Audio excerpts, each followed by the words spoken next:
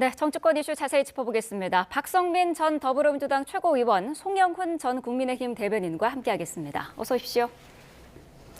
자, 먼저 오늘 새벽에 들어온 속보 내용부터 좀 짚어보겠습니다. 트럼프 미국 대통령이 한국과의 관세를 25%로 다시 올리겠다라고 밝혔습니다. 트루스 소셜에 올린 내용인데 한국 국회가 왜 이 내용을 비준하지 않느냐면서 합의된 내용을 신속하게 따르지 않고 있다라는 거를 그 이유로 밝혔습니다.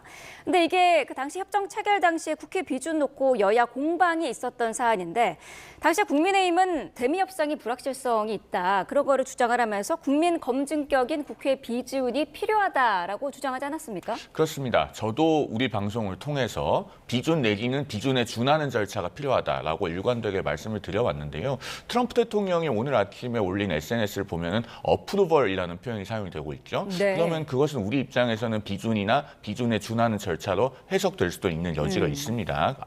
아마도 트럼프 대통령은 그 우리나라 정부가 국회에 발의한 법안에 대해서 왜 빨리 처리하지 않느냐라고 네. 하는 의미도 포함하고 있는 것으로 해석되긴 합니다만 어쨌든 우리 국회는 국가와 국민에게 중대한 재정적 부담을 지우는 조약과 다름없는 것이 이 한미 간의 그 투자 협정 문제인 만큼 네. 여기에 대해서는 충분한 수기 과정을 거쳐서 비준을 하거나 적어도 비준에 준하는 절차를 거쳐야 됩니다. 그렇다면은 트럼프 대통령이 이렇게 공개적으로 압박을 하는 것은 사실은 우리 국익과는 배치되는 측면이 있다고 보여져요. 여기에 대해서 좀 냉철한 대처가 필요해 보이고 네. 그다음에 트럼프 대통령도 어프루벌이라는 표현을 사용하고 있는 이상 지금 정부와 여당도 여기에 대한 비준 절차를 회피해야 될 이유는 없지 않는가라는 생각이 들고 네. 미국에 대해서는 국내적인 절차가 충분히 필요하다는 점을 인내심을 갖고 설득을 하고 국내적으로는 동시에 국민들에게 상세한 정보를 공개하면서 사회적 합의를 이루어 나가는 과정을 거쳐야 될 것이다라는 말씀을 드리겠습니다. 네, 작년에 민주당이 관련해서 특별 법안을 발의는 하지 않았습니까? 이게 지금 어느 정도 진행이 된 걸까요? 그러니까 대미투자 특별법을 발의를 했는데 네. 이제 아직 처리가 안 된 상황이죠. 그렇기 때문에 좀 더 속도를 내야 된다라는 이야기는 있었고 네. 그 부분에 대해서 민주당도 좀 중점적으로 처리를 하겠다라고 얘기를 했는데 사실 지금 그렇게 속도가 나지는 않은 상황 같습니다. 네. 다만 이제 당시에 이제 비준 동의를 가지고 여야가 공방을 벌였을 때 사실 우리만 모래주머니를 찰 필요는 없는 것이다라는 생각이 있었던 거거든요. 사실 미국도 이 의회 비준 동의를 받지 않았습니다. 대통령의 행정명령으로만 진행을 하는 격이었고요. 네. 우리보다 먼저 협상을 마무리 지었던 일본 같은 경우에도 국회의 동의를 받거나 의회의 동의를 받는 그런 절차는 없었습니다.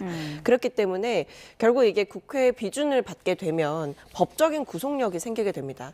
그렇다면 저희가 여러 가지 이제 디테일한 세부 사항들을 협상해 나가는 과정들이 남아 있었는데 네. 그 과정에서 미국의 정치적인 불확실성이라든지 미국과의 협상 내용이 달라질 수 있음에도 비준을 해버리게 되면 그 내용을 바꿀 수가 없는 거죠. 그러니까 영원한 구속력을 갖게 된다는 거, 우리만 굳이 그래야 될 이유가 있겠느냐라는 점에서 비준보다는 특별법을 통해서 사후 처리를 하자라는 데에 정부와 여당이 뜻을 모았던 것입니다. 네. 그래서 저는 지금 상황에서 일단 트럼프 대통령이 이런 식으로 압박을 하는 것은 우리 국익을 정말 중대하게 침해하는 행위이고 말을 뒤집는 행위다 이렇게 보이고 우리나라에서 이 특별법을 통해서 사후 조치를 하겠다라고 공언을 했던 만큼 그 절차에 대해서 상호 간에 좀 대화를 나누게 되면 어느 정도의 오해는 좀 풀리지 않을까라고 생각합니다. 네. 청와대에서도 뭐 조금 전에 의하면은 아직까지는 미국 정부로부터 공식 통보라든지 구체적인 설명을 받은 바는 없다라는 입장이고요. 오늘 오전에 관련해서 대책회의를 열 예정이라고 하니까요. 추가적으로 들어오는 내용들은 좀 지켜봐야 될 것 같습니다. 자, 정당 이슈도 살펴보겠습니다. 민주당 합당 이슈로 여전히 시끄럽습니다. 어제 이현주 최고위원이 합당은 독단이다라면서 이제 정청래 대표를 공개적으로 비판을 했는데 정 대표가 어쨌든 일방적으로 이 합당을 밀어붙이고 있다는 여론이 당내 여전히 있는 것 같더라고요.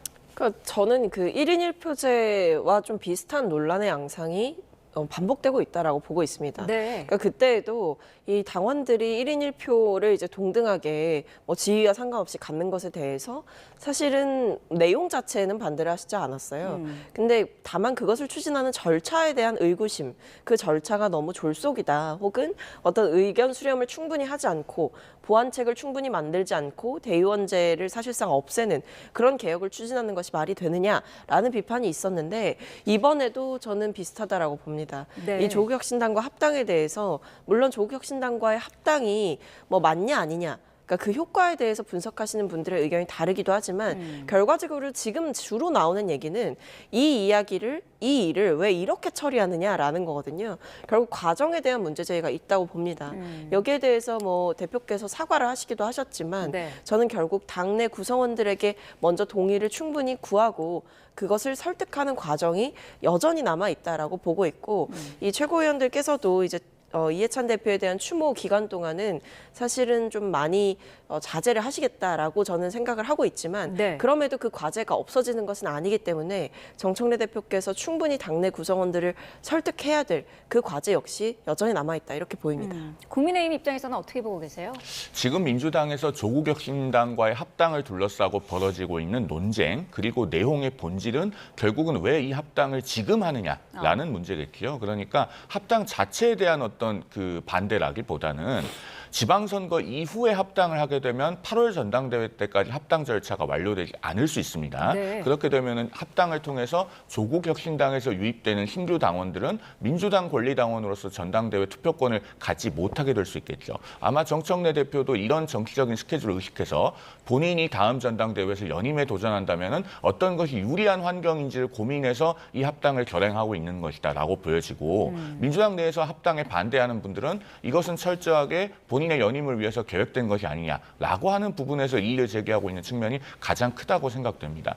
실제로 숫자를 살펴보면은 민주당에서 작년 8월 2일 전당대회에서 투표한 권리당원 수가 63만여 명 정도 됩니다. 그런데 조국혁신당에서 당비를 내는 이른바 주권당원이 4만 4천여 명 정도 돼요. 그러면은 민주당에서 투표를 한 권리당원의 약 7% 정도 되는데 이들은 대부분 이른바 친문계 당원이라고 평가가 됩니다. 그렇다면은 민주당의 합당이 되어서 전당대회 투표권을 갖게 되었을 때 이른바 친명계로 불리는 당대표 후보에게 투표할 가능성은 현저하게 낮다고 보여지죠. 바로 이런 정치공학적인 수싸움이 민주당 내에서 격렬하게 벌어지는 것이고 네. 밖에서 보기에 대단히 아쉬운 부분은 이런 논쟁의 과정에서 결국에는 의사결정 구조에서 소외된 당원들에 관한 이야기는 거의 들리지 않는다는 점 이런 부분을 대단히 안타깝게 보고 있습니다. 네, 혁신당도 당내 논의를 이어가고 있는데 민주당 내의 상황에 따라서 이 합당 논의가 철회될 가능성도 염두에는 두고 있는 것 같더라고요. 아니, 뭐 이게 조국혁신당 입장에서는 본인들은 이제 뭐 본인들의 입장을 얘기하기 전에 민주당 내부의 상황을 좀 보고 입장을 내겠다라는 생각인 것 같습니다. 네. 그래서 지금 사실 민주당 내에서 이것을 합당에 대해서 논의를 하자라고 이야기를 했지만 결국 이 추진 과정 자체가 당내에서 지금 좀 복잡하고 분란이 생긴 상황이기 때문에 거기에 대해서 조국혁신당이 민주당 내의 어떤 절차가 정리가 되지 않았는데 본인들이 어떤 구체적인 이야기를 하기가 힘들다 이렇게 생각을 할 수밖에 없는 것 같고요. 지금 뭐 조국혁신당 같은 경우에는 당대표에게 맡기겠다라고 얘기를 하고 있는 상황입니다. 그래서 관련해서 협상 전권을 조국 대표에게 위임할 예정이다 정도. 그런데 이제 이 부분에서 보면 조국 대표는 사실 최근에 나오는 메시지들을 보면 어느 정도의 합당을 좀 염두에 둔 발언들이 읽힌다라고 보고 있습니다. 네. 그렇기 때문에 이런 여러 가지 상황들을 고려해 보면 이 당 대표인 조국 대표는 어느 정도 합당에 대한 생각이 있는 상황인 것이고 하지만 여기에 대해서 구체적인 얘기를 하지 못하는 이유는 민주당 내부가 아직 정리가 덜 됐다라고 판단하기 때문에 아직은 시기상조다 이렇게 보는 상황인 것 같습니다. 그 전날 민주당의 조승래 사무총장이 이른바 흡수 합당을 시사하는 발언을 한 것을 두고도 혁신당 내에서 반발 기류가 나오고 있는데 몸집 분리기가 아닌 같이 연합이어야 한다라는 입장을 밝혔거든요. 어떻게 들으셨을까요? 일종의 약속 대련처럼 들립니다. 사실은 가치 연합이니 흡수합당이니 이런 것들은 둘 다 현실과 맞지 않죠. 왜냐하면은 정당과 정당이 당대당 통합을 할 때 이른바 지분이라고 하는 것을 보장한다고 하더라도 지금 눈앞에 있는 것은 6월 3일 지방선거 아니겠습니까? 그러면 그 지방선거 공천 과정에서 실제로 조국혁신당 출신 후보들이 민주당에서 살아남아서 공천이 되어야 그 이른바 지분 합의라고 하는 것이 있다고 해도 의미가 있을 겁니다. 다른 한편으로 가치 연합이라고 하는데 사실 가치를 하나로 모으는 것은 굳이 당과 당이 통합하지 않아도 가능합니다. 정책 연대라든가 선거 공조를 통해서도 얼마든지 가능한 것이죠. 그러니까 양당 모두 어떻게 보면 공허한 이야기를 하고 있고 이러한 말을 내세우는 배경에는 결국 각 당의 자당 지지층 달래기가 있다고 보여집니다. 그러니까 조국혁신당도 우리가 그저 큰 당에 휩쓸려 들어가는 것이 아니다라고 하는 이야기를 내부적으로 좀 해서 다독일 필요가 있을 것이고 민주당은 지금 겉으로 드러나다시피 3명의 최고위원들이 최고위도 보이콧하고 별도로 기자회견을 해서 민주당이 정청래 대표의 사당이냐라고 반기를 들 정도로 반발이 굉장히 큰 상황입니다. 그렇기 네. 때문에 조국 혁신당을 흡수합당하는 것과 같은 제스처를 보여서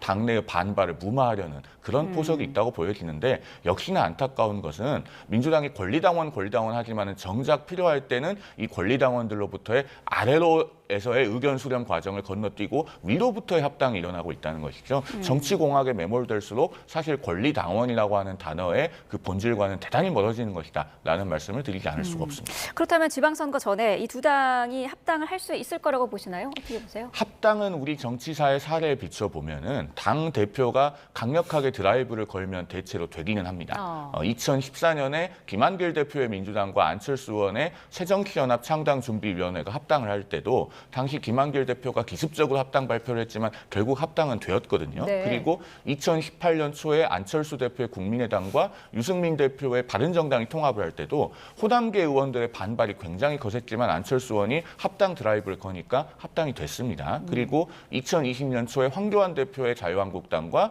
당시 유승민 의원 등이 이끌던 새로운 보수당 이 합당을 할 때도 황교안 대표 쪽에서 통합 드라이브를 거니까 합당이 됐어요. 네. 그러니까 민주당도 정청래 대표가 드라이브를 걸면 당내 반발이 상당하더라도 결국엔 합당이 되긴 될 겁니다. 문제는 항상 정당 간의 합당은 합당이 되느냐 마느냐가 아니라 그 이유입니다. 앞서도 네. 말씀드렸듯이 지방선거 공천 과정에서 복잡한 이해관계들을 어떻게 갈등과 파열음 없이 조율할 것이냐. 이것이 대단히 만만치 않은 과제이기 때문에 정청래 대표에게 진정한 시험대는 아마도 합당이 이루어진 그 이유가 아닐까 하는 생각이 듭니다. 전 최고께서는 어떻게 예상하세요?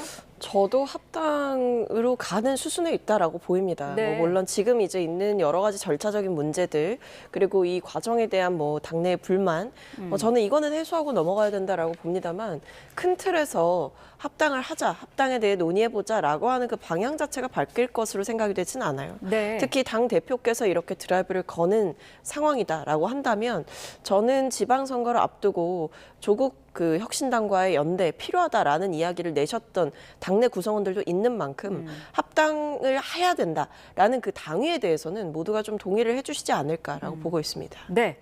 국민의힘과 개혁신당의 쌍특검 공조는 균열이 보이는 것 같습니다. 이준석 대표가 박근혜 전 대통령 카드로 이제 장 대표의 단식이 종료된 것에 대해서 이어가기 어려운 단절이 있다라는 표현을 썼는데 어떤 의미로 보세요?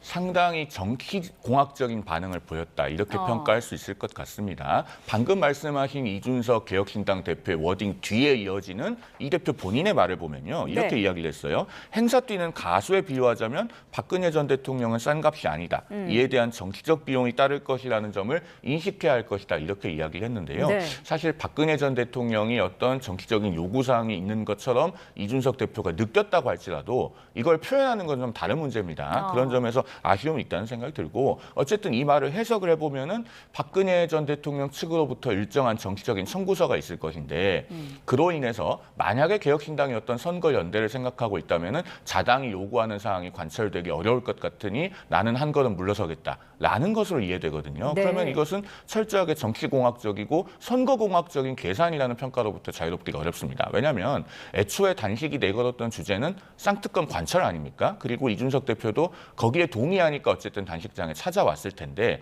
앞으로 쌍특검을 어떻게 관철되도록 행동해 나가겠다라는 얘기보다는 이런 정치공학적인 계산이 앞선다면 많은 비판을 받을 것 같아요. 한 가지만 더 짚어보자면은 네. 이준석 대표가 어제 이런 이야기도 했습니다. 한동안은 한동훈 전 대표 징계 국면 때문에 시끄러울 것이다. 개혁신당은 그 과정에서 빠져 있고자 한다. 그러니까 자신과 정치적인 경쟁 관계에 있다고 느끼는 한동훈 전 대표에 대해서는 내가 끼어들지 않을 테니 그 이전에 먼저 징계를 처리해달라라는 의미로 읽힐 수도 있는 겁니다. 그러면 네. 이것도 철저히 정치공학적인 것이죠. 그러면은 역시나 쌍특검에 대한 대의 그리고 더 나아가서는 정당 민주주의에 대한 고민이나 철학은 어디에 있는가라는 물음을 좀 직면하지 않을 수 없을 것 같습니다. 네, 박 전 대통령의 방문에 대한 이제 문제 제기도 이준석 대표가 했고요. 말씀하신 것처럼 한동훈 전 대표의 징계 문제가 마무리될 때까지는 일단 두 당의 공조는 유보가 되는 분위기인데 민주당 입장에서는 어떻게 보고 계세요? 아니, 저는 뭐 정치적 연대는 이미 시작됐다라고 보는데 이 이준석 대표 입장에서는 지금 잠깐 판단을 다시 해보는 거죠. 왜냐하면 박근혜 전 대통령이 다시 돌아왔다? 라는 느낌을 받지 않습니까? 네. 박근혜 전 대통령의 등장이라는 특이한 방식이라는 표현을 썼어요. 그러니까 박근혜 전 대통령까지 등장해서 어떻게 보면 국민의힘이 사실 미래로 나아가야 될 판에 과거로 계속 회귀하고 있다. 이런 느낌을 줄 수도 있는 것이고 네. 그리고 지금 윤호개인 세력과의 단절을 장도혁 대표가 명시적으로 하고 있지 못한 상황에서 윤석열 플러스 박근혜가 되는 것이다. 이런 생각도 지금 이준석 대표 입장에서는 할 겁니다. 네. 그래서 결과적으로 이게 그동안 뭐 선거연대까지는 아니다라고 선을 그었던 이유가 제가 봤을 때는 개혁신당이 봤을 때 이 국민의힘이 소위 말하는 개과천선을 했는가 이 부분에 대해서 명확한 답을 못 줬다고 생각을 하거든요. 근데 여기에 더해서 박근혜 전 대통령까지 플러스가 됐다라고 한다면 이준석 대표가 얼마나 그 박근혜 전 대통령과의 정치적인 그 절연을 위해 노력을 했습니까? 본인 입장에서는 그 박근혜 키즈라는 그 오명을 떨치기 위해서 굉장히 많은 시간을 들였단 말이에요. 네. 이 과정 가운데에서 당대당인 어떤 연합이나 어떤 공조를 해보겠다라고 나선 상황에 윤호개인 세력과의 절연도 못하고 심지어 박근혜 전 대통령의 세력까지 붙는다라고 한다면 개혁신당 입장에서 이거는 손해보는 장사다. 이런 판단을 하지 않았을까 싶습니다. 네, 한동훈 전 대표의 제명 이슈도 현재 진행형인데 어제 윤리위가 친한계 대표적인 인물이죠. 김종혁 전 최고위원에 대해서 탈당 권유 처분을 내렸더라고요. 어떻게 보셨나요? 대단히 중징계죠. 탈당 권고라고 하는 것은 그 권고를 받고 10일 이내에 탈당하지 않으면 제명 처분이 되는 겁니다. 네. 그래서 굉장히 막중한 징계인데 세 가지를 짚어볼 필요가 있습니다. 첫째로 당 지도부나 당의 어떤 방침을 비판했다고 해서 공당이 징계를 하는 것이 옳은가? 이 자체로 옳지 않다는 문제를 가장 먼저 짚어야 되겠고요. 두 번째는 절차적인 문제입니다. 이게 여상원 윤리위원장 그 시절에 정당이 말로 처벌하는 것은 옳지 않다는 이유로 한 번 종결됐던 사안입니다. 네. 그렇다면 일사부재리의 문제가 있거든요. 그런데 더 중요한 것은 세 번째로 짚어볼 것인데요. 윤리위의 결정문 내용이 대단히 위험합니다. 어제 어떤 내용이 있었냐면요. 당대표는 당원 개개인의 자유의지의 총합으로 만들어진 정당을 대표하는 기관이다. 그래서 당대표는 단순한 자연인 인격체가 아니며 하나의 정당 기관에 해당한다. 당대표의 권한, 권위, 리더십은 정당의 청지기로서 그 당원 개개인의 자유의지의 총합으로부터 나온다. 이런 표현을 반복해서 사용을 하면서 이른바 일반 억제라는 미명하에 그와 같은 그 처벌을 바라보는 정당의 다른 모든 구성원들이 이런 처벌 사례를 보고 미래에 유사한 행위를 하지 않도록 하는 것을 목표로 한다. 이런 내용들이 들어가 있어요. 네. 이것은 상당히 전체주의적인 내용입니다. 그러니까 중국 공산당이나 북한의 조선노동당에서나 있을 법한 일이에요. 당 대표를 비판했기 때문에 본보기로서 당에서 쫓아내고 당의 구성원들이 다시는 이런 일을 못하게 하겠다라고 하는 것 아니겠습니까? 이 말이 왜 위험하냐면요. 이걸 국가 차원으로 대입해서 읽어보면은 이재명 대통령은 국민 개개인의 자유의지의 총합으로 만들어진 국가를 대표하는 기관이니까 대통령을 비판하는 사람은 어떠한 처벌을 가해도 되고 국민들이 다시는 그렇게 못하도록 해야 된다라는 논리와 다름 아닌 겁니다. 이걸 어떻게 야당의 윤리위에서 결정문으로 내놓을 수 있는가. 이건 참 지극히 위험한 결정이다라는 말씀을 드립니다. 네, 모레 지도부 회의에서 한 전 대표에 대한 제명안이 논의될 가능성도 나오고 있는데 국민의힘이 만약에 한동훈 전 대표를 제명을 한다면 그 후폭풍은 어떻게 예상할 수 있을까요? 저는 생각보다 그렇게 크지 않을 거다라고 보고 있습니다. 뭐 찻잔 속의 태풍이다 이렇게 생각을 하고 있는데 네. 사실 이전까지 그러니까 처음 이 한 전 대표에 대한 징계 수위가 발표가 되고 나서는 꽤나 큰 일이 있었죠. 그래서 저는 당시에 어떤 당내의 반발이라든지 혹은 한 전 대표에 대한 동정론이라든지 이런 것들이 그때 당시에는 굉장히 컸다라고 생각을 하는데 네. 이게 장동혁 대표의 단식 국면을 좀 맞이하게 되면서 그 과정을 거치게 되면서 오히려 장동혁 대표를 중심으로 해서 좀 결집을 해야 된다라는 이야기도 분출이 됐고 그리고 실제로 단식이라는 것을 한 어떤 대표에 대한 동정론 역시도 잃었던 상황이고 그 상황에서 한동훈 전 대표에 대한 징계를 강행할 것이다라는 예측이 지금 뭐 나오고 있지 않습니까? 네. 왜냐하면 굉장히 빨리 퇴원을 하셨고 당무에 또 빠르게 복귀를 하시는 상황이에요. 이건 저는 밀린 징계 빨리 처리하겠다 의중이 읽히거든요. 그렇게 하는 그 장동혁 대표에 대해서 의원들이 설마 징계를 그 제명까지는 안 할 거다 정도로 얘기를 하고 있지만 이전과는 확실히 좀 다르게 반발이 있어도 이전만큼 크지는 않은 상황인 것 같다. 그런 면에서 장동혁 대표가 오히려 단식이라는 그 수단을 통해서 네. 내부 결집에는 어느 정도 성공을 한 것이 아닌가라고 보고 있습니다. 같습니다. 네, 장동혁 대표의 단식이 결집의 효과를 본 걸까요? 어제 나온 리얼미터 여론조사를 보면은 민주당과 국민의힘의 격차가 상당히 많이 좁혀졌어요. 오차 범위 내 격차인데 어떻게 보셨을까요? 저 리얼미터 조사 결과만 놓고 국민의힘의 정당 지지율이 많이 올랐다라고 말씀드릴 수 있는 객관적인 상황이면 정말 좋겠습니다. 저도 당의 구성원의 한 사람으로서 정말 그러기를 바라는데요. 네.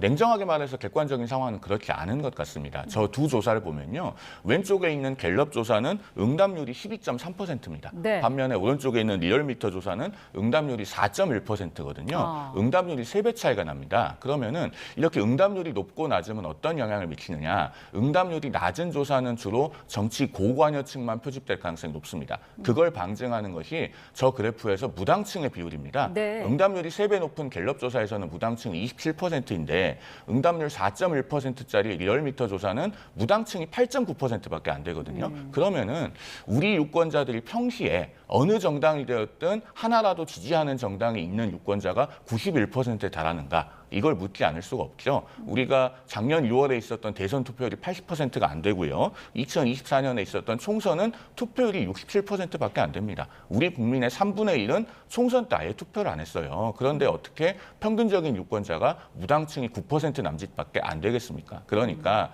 저런 ARS 조사가 응답률이 낮으면은 그야말로 정치 초고관여층 위주로만 표집되게 됩니다. 네. 그 안에서 조금의 등락이 있다고 해서 전체 유권자를 고르게 대변한다고 보기는 어렵기 때문에 이것만 가지고 당 지지율이 올랐다고 위안을 삼으면은 당의 어떤 현실을 객관적으로 진단하기 어렵게 됩니다. 지금은 국민의힘 구성원들이 대단히 많은 위기의식을 가져야 될 때다라는 말씀을 드립니다. 네, 민주당의 지지율만 떼놓고 보면은 지지율이 뭐 크게 떨어진 거는 아니거든요. 중도가 움직였다라고 보면 될까요? 글쎄요. 그 부분에 대해서는 조금 판단을 유보해 봐야 될 것 같습니다. 중도가 움직였다라기보다는 네. 응답하지 않던 층이 더 응답을 했을 수도 있는 것이고 그러니까 여러 가지 지금 정치적인 국면이 있었기 때문에 보수 지지층들이 더 적극적으로 여론조사에 응답하는 경향성을 보였을 수도 있다. 네. 이렇게 볼 수 있겠죠. 다만 이 하나의 조사만으로 지지율이 어떻게 결정이 되고 있다, 어떤 경향이 확정이 됐다 이렇게 보기는 어렵고 저는 송 대변인께서도 말씀해 주셨지만 다른 여러 가지 조사들과도 또 비교해 볼 필요가 있지 않을까라고 생각을 하고 네. 중요하게 봐야 될 것은 민주당의 지지율 같은 경우에는 크게 떨어지거나 오르거나 한 상황은 아니다. 네. 그리고 이 대통령의 지지율에 대해서도 어느 정도 비슷한 경향성이 보인다. 이런 어느 정도의 경향성을 유지하고 있다는 게 지금 정부 여당 입장에서는 중요한 상황인 것 같습니다. 네, 알겠습니다. 두 분 말씀 여기까지 듣겠습니다. 박성민 전 더불어민주당 최고위원, 송영훈 전 국민의힘 대변인과 함께했습니다. 고맙습니다.